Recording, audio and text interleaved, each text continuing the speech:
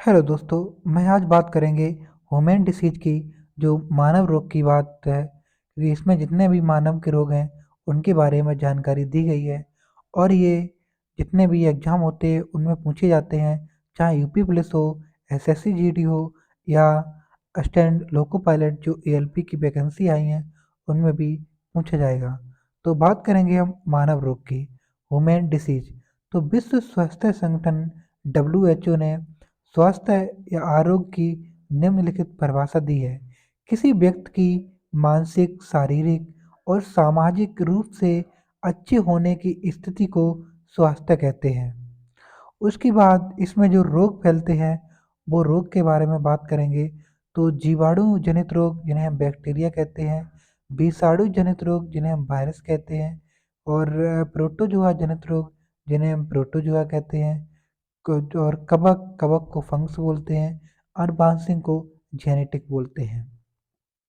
तो इनसे जो रोग होते हैं तो सबसे पहले हम बात करेंगे जीवाणु जनित, जिन्हें बैक्टीरियल डिसीज कहते हैं। जीवाणु बैक्टीरिया होता है। तो जीवाणु की खोज हॉलैंड के वैज्ञानिक एंटोनी वान लुवेनहाक ने की थी। उन्होंने अपने बनाए हुए सूक्ष्मदर्शी से दांत के खुरचन में इन जीवाणुओं को देखा तथा इन्हें सूक्ष्म जीव कहा। लुवेनहाक को जीवाणु विज्ञान का फादर ऑफ बैक्टीरियोलॉजी कहा जाता है। एरहन वर्ग ने इन्हें जीवाणु बैक्टीरिया नाम दिया था। एरहन वर्ग ने दिया था। याद रखना, पैथोजन रोगजनक उन्हें कहा जाना है जिनके कारण कई तरह के बीमारियों का जन्म होता है, जिसमें विषाणु, जीवाणु, कवक, प्रोटोजोआ आदि आते हैं। और वेक्टर किसे कहते हैं? ये रोग वाहक होते हैं। ऐसा एजेंट जो एक संक्रामक को, रोगजनक को दूसरे जीव में ले जाता है उसे रोग वाहक कहते हैं, जैसे मक्खी और मच्छर। अब मैं बात करेंगे कि जीवाणु जनित से कौन से रोग होते हैं। तो आंत ज्वर जिसे हम टाइफाइड कहते हैं और तपेदिक जिसे हम ट्यूबरक्लोसिस कहते हैं और सिंपल भाषा में से हम टीबी कहते हैं। प्लेग, हैजा जिसे हम कॉलरा कहते हैं, डिप्थीरिया और टिटनेस, कुष्ठ रोग, लेप्रोसी, निमोनिया और काली खांसी और सिफिलिस। अब इन बीमारियों के बारे में बताएंगे एक एक करके कि क्या बीमारियां होती हैं। तो सबसे पहले बात करते हैं हम जीवाणु जनित रोग आंत ज्वर, जिसे हम टाइफाइड कहते हैं। इसका बैक्टीरिया का नाम है साल्मोनेला टाइफी। तो याद रखना, ये एग्जाम में बहुत पूछा जाता है। इससे जो अंग प्रभावित होता है वो आंत है। टाइफाइड का जो टेस्ट होता है उसे हम बोलते हैं बिडाल टेस्ट। इसे आंत के बुखार के नाम से भी जाना जाता है। आंत ज्वर साल्मोनेला टाइफी नामक जीवाणु है के कारण होता है। यह प्रदूषित जल तथा भोजन से फैलता है। इस रोग में आंत और पीलिया की योजनी ग्रंथियां बढ़ जाती हैं। इसके रोगी को सर दर्द के साथ तेज बुखार आता है। अब मैं दूसरे नंबर की बात करते हैं तो ये है हैजा। ये भी जीवाणु से होता है हैजा। तो इसका बैक्टीरिया होता है जो वाइब्रियो कोलरा होता है। इससे जो अंग प्रभावित होता है वो आंत होती है। लक्षण इसके क्या होते हैं? दस्त और उल्टी होती है। शरीर में पानी की कमी हो जाती है। यह रोग विब्रियो कोलेरी नामक जीवाणु के कारण होता है और मक्खियों द्वारा फैलाया जाता है। उल्टी व दस्त से रोगी के शरीर का सारा पानी निकल जाता है, जिससे रोगी के शरीर में पानी की कमी हो जाती है और रोगी को पानी उबाल कर पीना चाहिए। ये होता है हैजा। अब मैं आगे बात करेंगे निमोनिया। तो निमोनिया क्या होती है? इसका जो बैक्टीरिया होता है वो स्ट्रेप्टोकोकस या डिप्लोकोकस निमोनिया होता है। इसका जो अंग प्रभावित होता है वो फेफड़ा होता है। लक्षण की बात करते हैं तो ठंड लगना, तेज बुखार, सांस में तकलीफ होती है। निमोनिया रोग डिप्लोकोकस निमोनी जो नामक जीवाणु होता है उससे होता है। इसमें फेफड़ों में सूजन आ जाती है और रोगी को सांस लेने में तकलीफ होती है। रोगी को तेज बुखार आता है और उसे ठंड से बचा के रखना पड़ता है, क्योंकि इसमें इसकी अगर ये रोग होगा निमोनिया तो उससे बहुत तेज ठंड लगेगी। बात करते हैं नंबर 3 की, जिसे हम बोलते हैं प्लेग। तो इसका बैक्टीरिया होता है यारसीनिया पेस्टिस। इससे जो अंग प्रभावित होता है वो फेफड़ा और लिम्फ नोड्स होता है। इसका जो लक्षण होता है वो बुखार होता है और सिर दर्द होता है, कमजोरी और शरीर पर लाल काले धब्बे पड़ना होता है, जिससे हम प्लेग बोलते हैं। ये फैलता किससे है? तो ये चूहों से फैलता है। एक फ्लीज नामक इसके चूहों के द्वारा निकलता है, जो मानव में पहुंच जाता है और जिसके कारण ये रोग फैल जाता है। प्लेग खतरनाक जानलेवा और संक्रामक रोग है, एक भरग है जो यारसेनिया पेस्टिस के जीवाणु कारण होता है। यह जीवाणु मुख्य रूप से चूहों में पाया जाता है। इन जानवरों का खून पीने वाले कीड़े जेनोब्लास्ट केओप्सिस नामक पिस्सू इसी बीमारी को फैलाते हैं। इस रोग को ब्लैक प्लेग भी कहा जाता है, क्योंकि काले चूहे रोगजनक के मुख्य भाग होते हैं। यह हवा या संपर्क के किसी अन्य माध्यम से एक व्यक्ति से दूसरे व्यक्ति में फैल सकता है। यह शरीर के लिम्फ नोड्स में होने वाला संक्रमण है। लिम्फ नोड्स सूज जाते हैं और उंगलियां नीली काली पड़ने लगती हैं, और रोगियों को बुखार, ठंड, कमजोरी और सिर दर्द के साथ गंभीर दर्द होने लगता है। बात करते हैं नंबर 3 4 डिप्थीरिया। इसका जो बैक्टीरिया होता है वो कॉर्नी बैक्टीरियम डिप्थीरिया होता है। इससे जो अंग प्रभावित होता है वो श्वास नली होता है। इसका जो वैक्सीन होता है वो डीपीटी होता है। उसके जो लक्षण होते हैं वो सांस लेने में और कठिनाई एवं दम घुटने में होता है। डीपीटी का फुल फॉर्म है डिप्थीरिया, पीसे पर्टुसिस, टीसे टिटनिस। मतलब ये 3 रोगों में काम आता है डीपीटी टीका। तो ये आप देख रहे हो, किसी इंसान को डिप्थीरिया हुई है तो ये जो गली की हड्डी है इसी में होता है डिप्थीरिया। अब बात करें कि यह रोग कॉर्नियोबैक्टर डिप्थीरिया नामक जीवाणु कारण होता है। इस रोग में रोगी के गले में एक कृत्रिम झिल्ली बन जाती है, जो श्वास अवरोधक का काम करती है। इससे रोगी की मृत्यु हो सकती है। इसके बचाव के लिए डीपीटी का टीका पहले ही लगा दिया जाता है। अब मैं बात करेंगे काली खांसी। तो काली खांसी क्या होती है?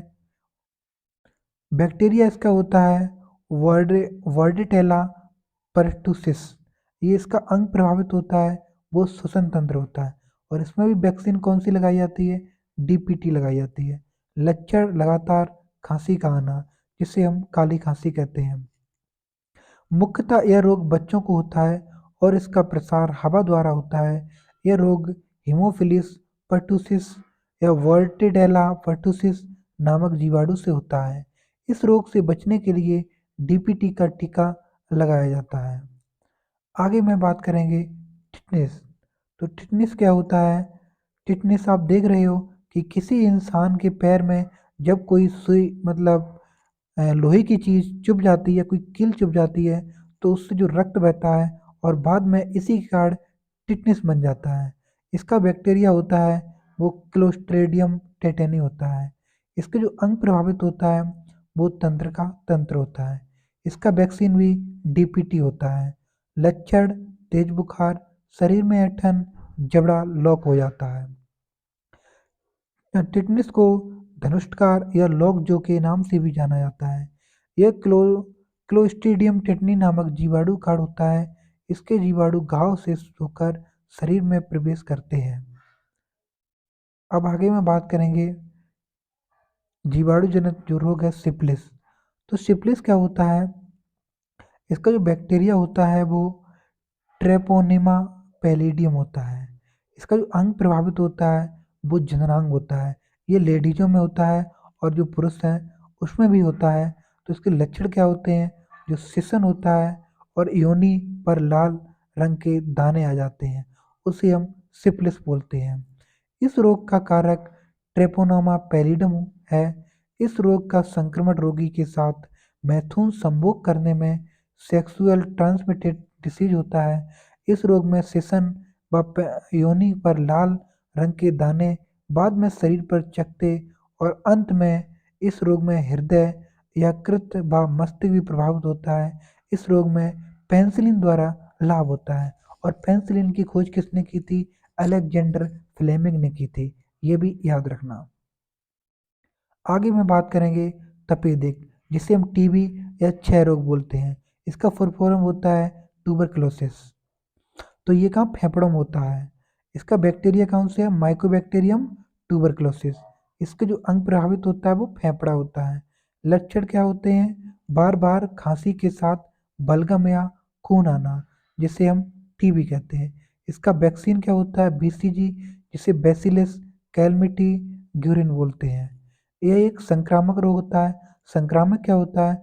संक्रामक का मतलब होता है एक इंसान से दूसरे इंसान में भी ये फैल जाता है, हवा के माध्यम से या स्पर्श के माध्यम से या रोगी के बिस्तर द्वारा। यह रोग माइकोबैक्टीरियम ट्यूबरकुलोसिस नामक जीवाणु से उत्पन्न होता है। इस रोग के लक्षण हैं बुखार, रात में पसीना आना, भूख व वजन शक्ति में कमी आना, पाचन व तंत्रिका तंत्र में गड़बड़ी आना। तो ये इसके लक्षण होते हैं। अब मैं बात करेंगे आगे कोढ़ या कुष्ठ रोग, जिसे हम लेप्रोसी बोलते हैं। तो बैक्टीरिया इसका होता है माइकोबैक्टीरियम लेप्रे। इसके जो अंग प्रभावित होता है वो तंत्रिका तंत्र और त्वचा होती है। तो आप डायग्राम में देख रहे हैं कि इसकी त्वचा पे लेप्रोसी, जिसे हम कोढ़ कहते हैं। लोग कहते हैं कि किस